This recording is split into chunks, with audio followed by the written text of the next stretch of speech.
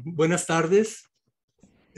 Muchas gracias a Priscila Echeverría y al CAP por esta oportunidad de participar en esta mesa en la que se me ha convidado a pronunciarme en relación con el tema del suicidio en tiempos de pandemia. Y en las observaciones de la convocatoria decía que los ponentes estábamos ubicados en una sucesión de lo general a lo particular. Así que todavía estoy más cerca de lo general que de lo particular, como verán. Y también se decía en la consigna que disponía de 10 minutos. ¿Ustedes se imaginan hablar de un tema así en 10 minutos? Y pedirle a un analista que haga síntesis, además, es como análisis, síntesis. Ya veremos qué resulta de todo esto. En todo caso, quería darle las gracias a nuestro primer participante de la actividad, que bajo el nombre anónimo nos formuló las primeras preguntas de esta actividad. Hay que decirle que debe dirigirlas más claramente a quién van referidas. Creo que una era para mí y creo que de alguna manera nos introdujo en nuestro tema. Es qué hacemos con eso que se nos mete por ahí, que se nos clava. Bueno, dada la limitación de tiempo, yo he escogido no hablar de consideraciones clínicas en la atención individual, de lo que se hace o debería hacerse en tales situaciones, del cómo se interviene entonces, de qué sería un buen proceder, de cómo se construye un caso en el marco de una intervención.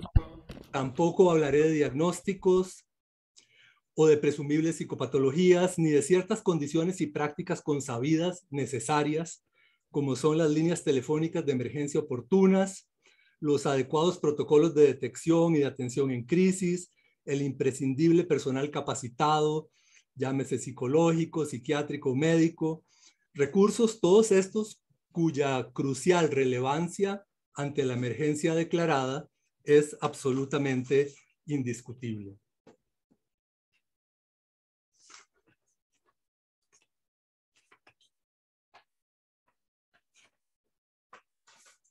Por el contrario, si ya les dije de qué no les voy a hablar, pues es menester que les diga de qué sí les voy a hablar.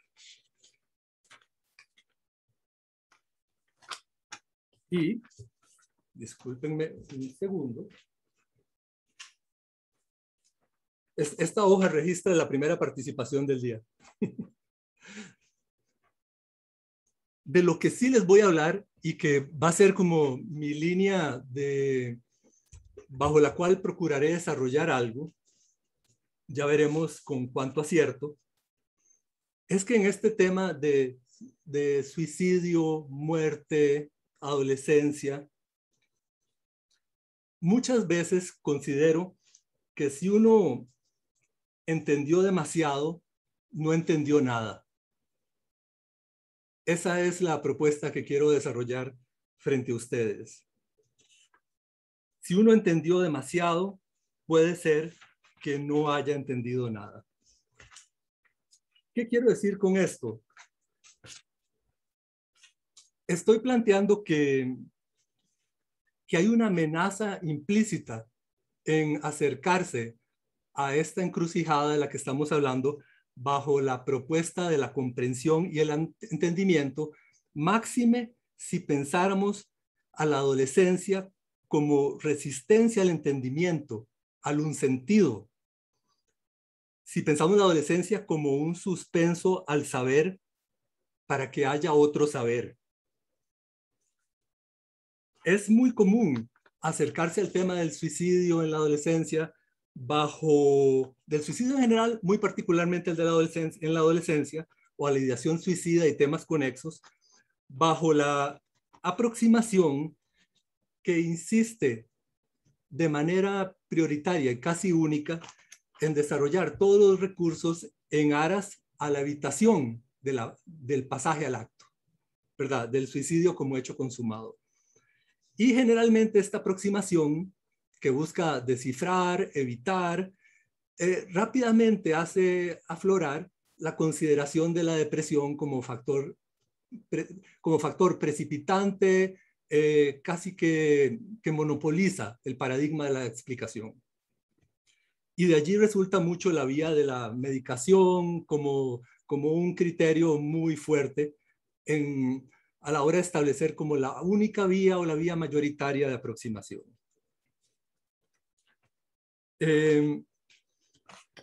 Esto de decir que habría una amenaza en entender demasiado, digamos que mueve el concepto de adolescencia de este lugar de una psicología del desarrollo, ¿verdad?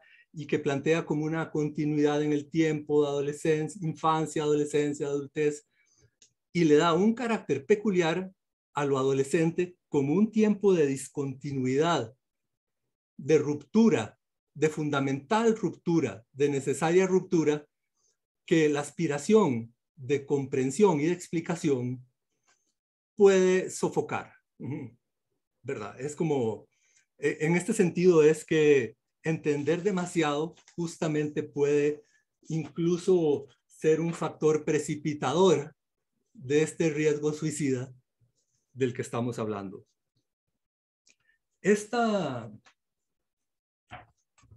Espero ir pudiendo redondearles esta idea de por qué el exceso de comprensión resulta contrario, en la medida en que comprender de alguna forma conlleva una inclusión dentro de un adentro del que la adolescencia procura por muy distintas vías marcar la posibilidad de una exterioridad.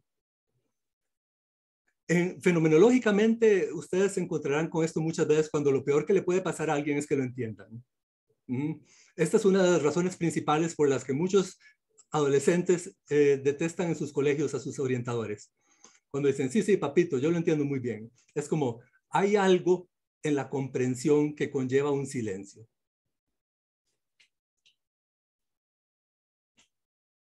Esta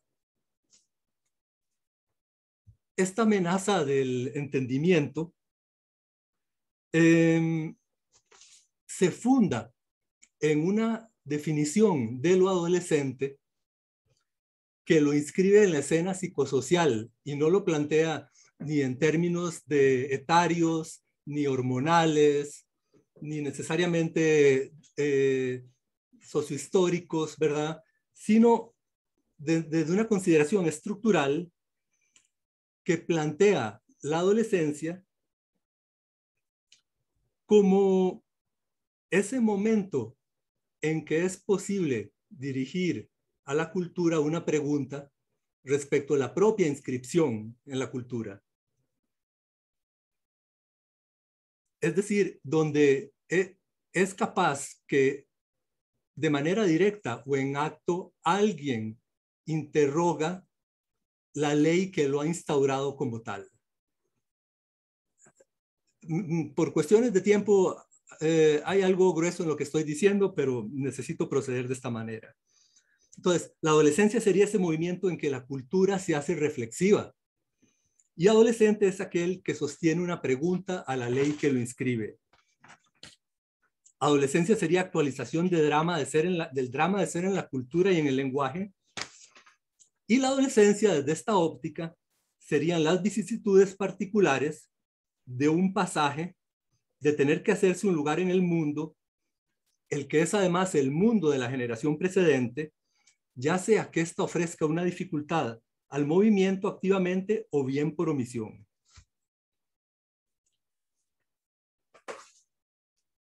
Reitero este punto, es decir, estamos hablando de una propuesta de adolescencia donde existe la posibilidad de no ser un receptor pasivo de una ley que instaura, sino la posibilidad de interrogar el lugar que se ocupa en la cultura. Esta operación de no ser solo un súbdito de la ley, sino de ser alguien que confronta la ley, algo muy fácil de entender de cara a la fenomenología de lo adolescente, del rebelde sin causa, del opositor, de la beligerancia, ¿verdad? Esta operación que puede darse en la adolescencia implica otra manera, demanda otra manera de posicionarse frente a la ley y el otro. Es decir, esto que clama la adolescencia para acceder a una voz, para participar en condición de sujeto y no solo de objeto de la ley, requiere otra posición frente a la ley, otra posición frente al otro. Y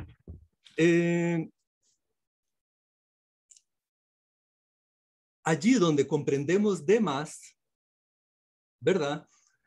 Aparecemos como ese otro que plantea que no existe nada más allá de él, ¿verdad? La comprensión cierra la posibilidad de un afuera. Y en ese sentido, hay algo del exceso de comprensión que no reconoce algo de la denuncia que hace el acercamiento adolescente a la muerte. Freud, muy claramente, en sus trabajos en Tótem y Tabú, insistía a propósito de la urgencia de reedición del parricidio, de que la ley comportaba estas dos caras, ¿verdad? Una cara que ordenaba, que permitía un lugar en el espacio de la cultura, pero que había un lugar, y eran dos caras de la misma ley, donde esta ley resultaba ominosa y resultaba otro nombre del diablo incluso, ¿verdad? Y es como, y que era imprescindible que cada cierto tiempo tuviera que reeditarse la fiesta totémica y repetir el acto del parricidio. Adolescencia podría pensarse como ese tiempo de urgente reedición del parricidio, de vérselas con la ley, de destituir la ley, de hacer propio lo que se ha heredado, condición en la cual se juega esta posibilidad de pasar de ser un niño grande a ser un sujeto de la ley en igualdad de términos que otros miembros del clan. Esta idea de tener que reubicarse en otro lugar, de la adolescencia como posibilidad de reubicarse en otro lugar frente a la ley, está muy presente en un concepto también que he mencionado en otros términos, que tiene un desarrollo en ciencia jurídica muy interesante, que es el del estado de excepción, que es una discusión a propósito de si existe un afuera de la ley que no sea el espacio de la ilegalidad. Este movimiento del enfrentamiento adolescente, recapitulo, demanda la posibilidad de ejecutar algo del parricidio, es decir, de repetir el acto de fundación, no que la fundación del sujeto haya estado establecida de una vez para siempre, y demanda, por lo tanto, la posibilidad del reencuentro con un afuera de la ley que no sea el del sin ley, el de la ilegalidad. Y implica la posibilidad de reencontrarse también con una propuesta de la ley. Lacan lo llama otra versión del universal negativo, es decir, la ley suele ser general, ¿verdad? Una particularidad de la ley es que aplica para todos o para ninguno. Esa es la diferencia entre el universal positivo y el universal negativo. Pero la idea de otra expresión del universal negativo es que haya una ley que sea general y que permita la posibilidad de la excepción, la posibilidad de la fuera. ¿Y saben qué? No crean que me fumé nada antes de este coloquio, ni soy una extensión de la primera participación.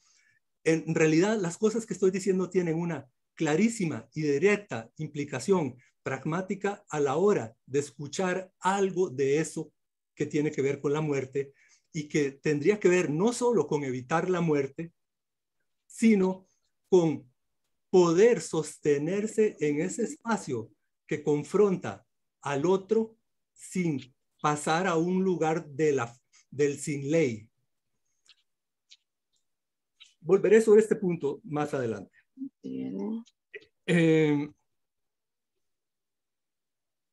saben qué? Como Yo creo que es más fácil creerle a un biólogo que a un psicoanalista. Esta idea de que esta reinscripción de la vida muy propia de la adolescencia y que pasa por esta impugnación de una ley que se pretendía una y última, ¿verdad? Es como esta impugnación adolescente del otro ley que estamos tratando de plantear aquí como un elemento vital y no solo como un elemento mortífero, ¿verdad? Como algo que sería peligroso que solo la silenciáramos por la vía de la explicación y el entendimiento, porque en ella está en juego algo de la posibilidad de relanzar la vida, y que la vida demanda este enfrentamiento de la ley y una sucesión de destrucción, reconstrucción, destrucción, reconstrucción, y que el parricidio debe ser reeditado y que algo de la muerte en la adolescencia debe tener que ver o podría tener que ver con esta imposibilidad de trascender una ley totalitaria, una ley del todo, que no deja espacio para escribir alguna diferencia singular. Como les dije, a veces es más fácil creerle a un biólogo que a un psicoanalista, y más un psicoanalista tratando de hacer síntesis. Aquí tengo una referencia de un biólogo, Stefan Lupasco, puedo pasar la referencia luego, que dice lo siguiente a propósito del funcionamiento de la neurona. Dice, cada excitación de una célula nerviosa, cada estimulación de un nervio determina un potencial de lesión. Este consiste en una diferencia de potencial eléctrico provocado por una despolarización de la membrana del nervio. Despolarización seguida de una repolarización reconstitutiva más lenta. Ese proceso de despolarización celular desemboca, si nada lo detiene o lo invierte, en la muerte. En la base de todo conocimiento sensible, de toda prospección del universal llamado concreto, visual, olfativo, auditivo, etc., y por lo mismo de toda elaboración mental, se encuentra esta abstracción cuyas condiciones y cuyo mecanismo implican un antagonismo inicial, una agresión mortal y una reparación, en otros términos, una especie de prodigiosa sucesión de muertes y resurrecciones. Como ustedes ven, estoy tratando de plantear algo en relación con esta proximidad de la muerte en relación con la adolescencia como hecho vital y no solo como hecho a ser detenido, medicado, diagnosticado, curado, ¿verdad? Al punto que, como dice este biólogo que cito aquí, Stefan Lupasco, dice, el gran problema de la vida, dice, no es to be or not to be. Ser o no ser, dice, el gran problema de la vida es to be and not to be. Ese es el gran problema de la vida. Y hay algo muy vital de la adolescencia donde hace esta presencia de lo mortífero como necesidad de trascender una propuesta en la que la cultura se anquilosaría si no es rebasada.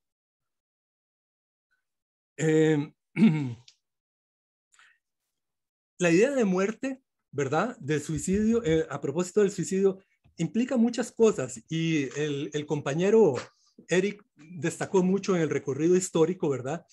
De esta penalización de la muerte, ¿verdad? Y vean que cuando se penaliza la muerte, está implícito un mandato de su vida no le pertenece. Es como usted no puede matarse, usted no puede disponer de su muerte, no puede disponer de su vida. Si no puede disponer de su muerte, no puede disponer de su vida.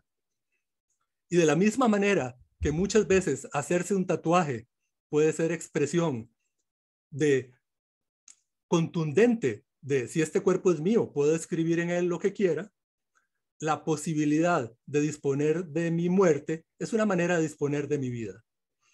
Como dice este señor que escribió el libro de Silogismos de la Amargura, Paul Celan, en un libro que escribe a sus 95 años, dice, sé que he podido vivir tanto porque siempre supe que podía suicidarme en cualquier momento. Es decir, la apropiación de la vida pasó por una apropiación de la muerte. No voy a detenerme en todas las lecturas que hay, y muy interesante particularmente la de Silvia Tubert, de leer algo de la aproximación suicida, etcétera, como algo que puede eventualmente sustituir los rituales de pasaje y que no es tan evidente que la aproximación a la muerte es mortífera, ¿verdad? Puede tratarse de otra cosa. Voy en este momento, a toda velocidad, a acercarme a uno de los puntos que considero más importantes de mi participación aquí con ustedes y que tiene tal vez más directa implicación clínica. Y es el siguiente.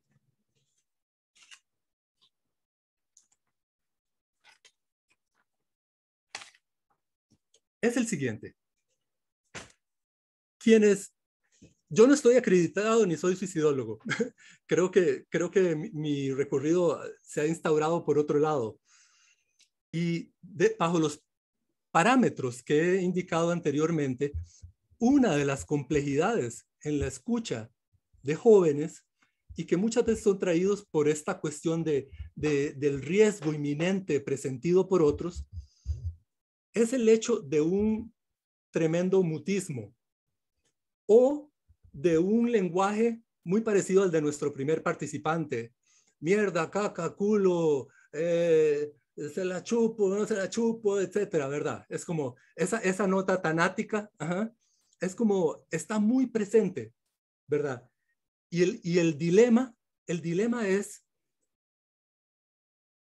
de que con frecuencia transmite algo de yo no voy a hablar con usted, yo no voy a hablar tanto, porque si yo hablara, yo estaría cediendo ante el otro del lenguaje. Si yo hablara, yo entraría en ese pacto. Y justamente mi propuesta es la de no otro. No otro. Y es como toda concesión al intercambio. Estoy un poco caricaturizando para efectos expositivos, pero es como toda aceptación de la propuesta del intercambio del lenguaje es traición. Porque al igual que Sócrates, al igual que Sócrates en su diálogo al Critón frente a la propuesta de tomarse la cicuta, Sócrates evalúa un poco como de qué es lo que él ha enseñado y Sócrates no concibe que exista algo respecto a esa propuesta de la cultura, esa propuesta como de la polis. No hay nada fuera de la polis, dicho muy esquemáticamente. Entonces, el dilema, pienso yo, muchas veces en la escucha de eso otro, es cómo instaurar algo que tenga esta condición, esta textura del estado de excepción, en el sentido de que es una fuera del lenguaje del otro y sin embargo es legal. Es decir, cómo mantenerse escuchando esas mierdas como las que oímos al principio, cómo habitar ese espacio, cómo estar ahí hasta que surja la posibilidad de reencontrar un registro que valide el lenguaje, porque no es posible nombrarse fuera del lenguaje, pero que ya no suene como un acto de obediencia del lenguaje del otro. Que suene algo como de una reinvención del lenguaje. Y algo que se parece un poco como aprender a hablar, como a descubrir la posibilidad de un decir otro. Y que implica una renuncia a este imaginario que implica muchas veces el acercamiento a situaciones de riesgo en el que se puede extremar el encuentro con la muerte con tal de que no suceda esa destitución del otro como otro agujereado, a partir del cual hay un espacio afuera de ese otro y hay una posibilidad de nombrarse desde otro lugar y por lo tanto ese otro primero no es el dueño de la lengua, no es el otro absoluto. Como yo sé que el tiempo es escaso y 10 minutos no son mucho, paso a mis observaciones finales sobre, ¿y esto qué tiene que ver con la pandemia? Bueno, ¿De qué manera este intento de plantear la encrucijada se ve perturbado por las condiciones de pandemia? Bueno, sucede, y es algo que procuraba comentar en otro espacio, sucede que la pandemia nos ha dejado nos ha dejado, las medidas sanitarias de la pandemia nos ha dejado, y sobre todo a los jóvenes que justamente por todo lo que hemos dicho, requerían más ese encuentro con un otro poroso que posibilitara la confrontación, el desafío. Y cuando digo el otro, me refiero a la salida al espacio público, al encuentro con los iguales. Las políticas públicas nos han dejado con una idea de que el otro sería prescindible, porque estamos atrapados entre el otro amenazante viral que está por todo lado, el psicovirus que inunda todo, por un lado, y del otro lado está el refugio y el confinamiento en el espacio interno donde no hay ningún otro. Y se empiezan a oír las voces que dicen, de por sí ni era necesario el otro. No está tan mal esto de la virtualidad, ¿eh? Sí era posible vivir sin otro. Y si a propósito de la crítica de la psicopatología, hemos indicado muchas veces que es un problema esto de querer construir esta normalidad sin locura y hacer de la locura el lugar del confinamiento, igual de grave es querer hacer una propuesta de la vida que para la muerte la única posibilidad que existe es la de tratar de evitarla. Y bueno, para no excederme del tiempo, voy a quedarme aquí. Muchas gracias por su paciencia.